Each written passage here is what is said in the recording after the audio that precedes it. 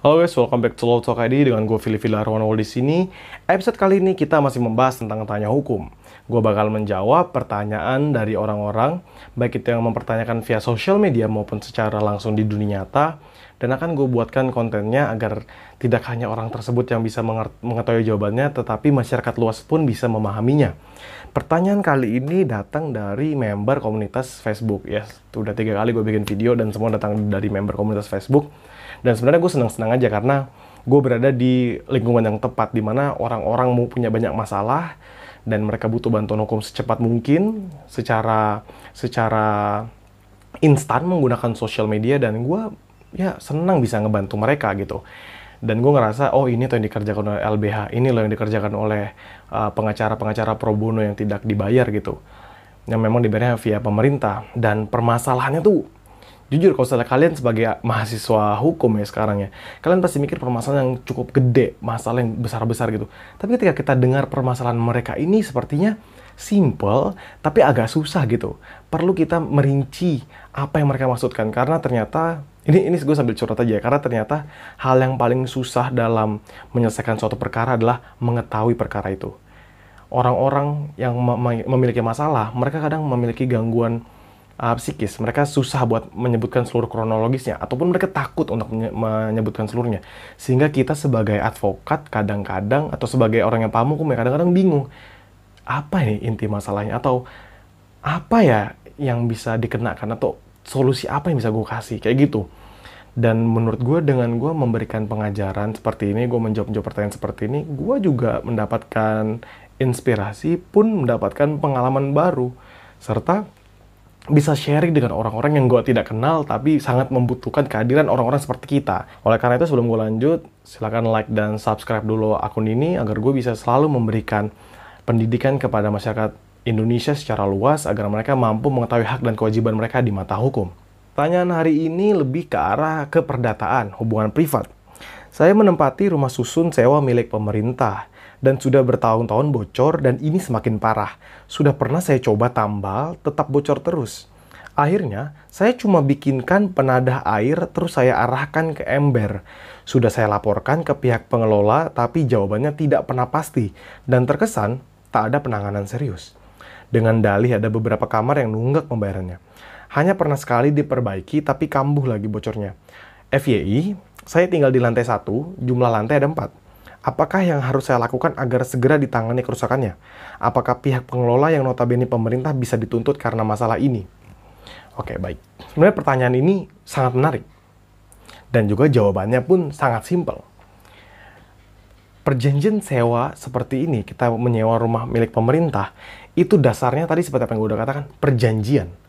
Perjanjian ini adalah suatu hubungan antara para pihak yang mengikatkan diri dan menganggap bahwa perjanjian ini adalah undang-undang bagi para pihak yang mengikatkan. Maksudnya apa? Perjanjian yang ditandatangani dan disahkan oleh pihak pertama dan pihak kedua, di sini adalah pemerintah atau pihak pengelola, dan bapak atau ibu sebagai pihak yang menyewa, adalah undang-undang yang harus dilaksanakan oleh kedua belah pihak. Lantas, bagaimana caranya kita menyelesaikan permasalahan ini? Kita lihat di perjanjian itu. Kita lihat bagian klausul atau pasal yang membahas terkait dengan kerusakan-kerusakan yang terjadi pada rumah sewa. Kita lihat siapakah yang bertanggung jawab dan seberapa jauh tanggung jawabnya. Seandainya tertulis di pasal yang bertanggung jawab ialah pihak pengelola, maka kita lihat seperti apa tanggung jawabnya. Apakah dia harus mengganti sesuai dengan sedia kala, atau dia mengganti dengan alternatif lainnya, atau dia memberikan kita kompensasi di mana kita yang akan menggantinya sendiri. Atau mungkin jika kerusakan itu terjadi dikarenakan kelalaian kita sendiri yang harus mengganti. Itu harus jelas. Di sini setelah kita melihat pasalnya dan kita mengetahui siapa pihak yang harus mengganti, anggap saja pemerintah tadi, maka bisa kita ajukan kepada mereka untuk menggantinya. Bagaimana caranya? Apabila mereka tidak mendengarkan, tidak memberikan pergerakan untuk memperbaiki, berikan somasi, kasih mereka surat peringatan untuk melaksanakan prestasi mereka. Prestasi itu apa? Adalah tindakan yang harus mereka lakukan berdasarkan perjanjian. Mereka harus melaksanakan prestasi mereka harus mengganti perabotan yang rusak tadi, seperti itu. Lantas apabila mereka tidak mau, bisa kita gugat ke gugatan perdata.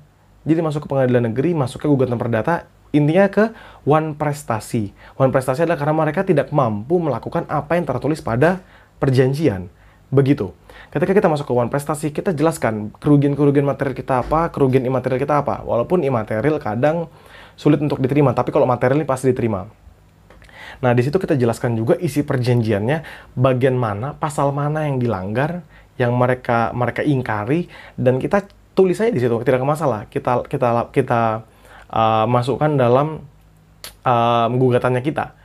Nantinya, jika memang ternyata kita nggak mau dulu ke pengadilan negeri, kita berikan somasi dan coba ajak mereka memediasikan hal ini. Kita coba untuk memusyawarahkan agar dipertemukan suatu titik temu.